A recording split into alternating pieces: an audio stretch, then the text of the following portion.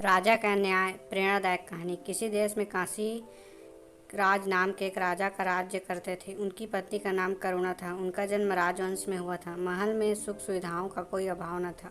सेवा के लिए बहुत सी दास दासियां थीं। उनके चारों तरफ सुख ही सुख था। दुख क्या होता है इस बात की वे नहीं जानती थी। करुणा बहुत अधिक सुंदर थी। राजा उनसे बहुत प्रेम करते थे। उनके मुख से बात निकलने भर की देरी थी उनके पूरा होने में देर नहीं लगती थी। दिसंबर का महीना था। कड़कड़ाटी ठंड पड़ रही थी।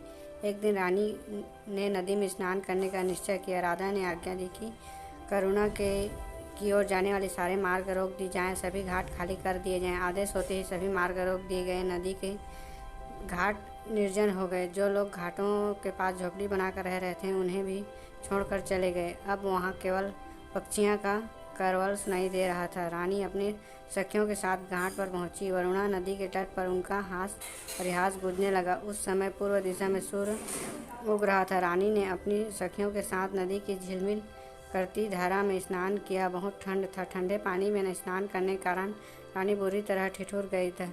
धर धर काँपने लगी। कपकपाते होठों से उन्होंने कहा, मैं ठंड में से मरी जा रही हूँ। जल्दी आग जलाओ और मेरे प्राण बचाओ। रानी की आज्ञा पाकर सखियों के पास जंगल में लकड़ी ले जाने वाली रानी ने कहा, इतनी दूर कहाँ जा रहे हो?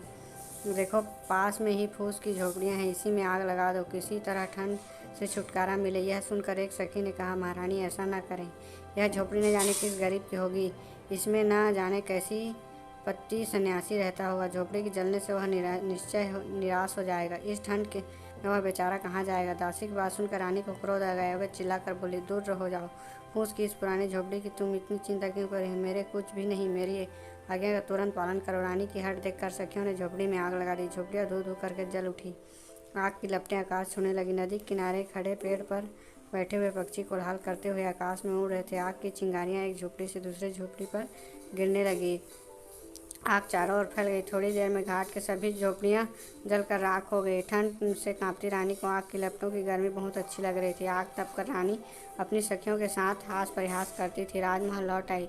अगले दिन काशीराज अपनी राजसभा में न्याय शासन पर बैठे थे। जिनकी झोपड़ियाँ रानी ने जलवा दी वे राजा के दरबार में पहुँचे। रोते हुए पहुँचे। राजा ने अपनी दुख भरी कहानी सुनाई। अपनी प्रजा की बात सुनकर राजा शीर्ष लज्जा से झुक गया। उनका चेहरा क्रोध से तमतमा उठा। वे सभा से उठकर एकदम से राजमहल में चले गए।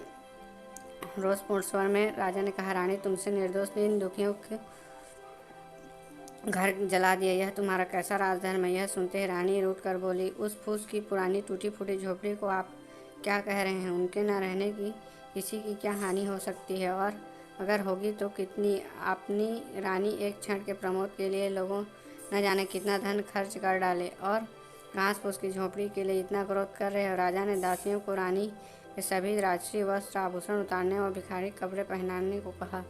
राजा की आज्ञा से दासियों ने महारानी के राजसी वस्त्र और आभूषण उधार लिए और भिखारिन के कपड़े पहना दिए गए। रानी को राजमहल से बाहर किया गया। राजा ने आओ उसी दिन घर भीख मांगो। तुमने अपनी एक क्षण के सुख के लिए जिन गरीबों की झोपड़ियों को जला दिया, तुम्हें उन्हें बनवाना होगा। मैं तुम्हें 1 वर्ष का समय देता हूँ। 1 वर्ष बाद तुम राजसभा में आना और सबको बताना किस तरह तुमने यह बनवाया। Thanks for watching. Subscribe for more video.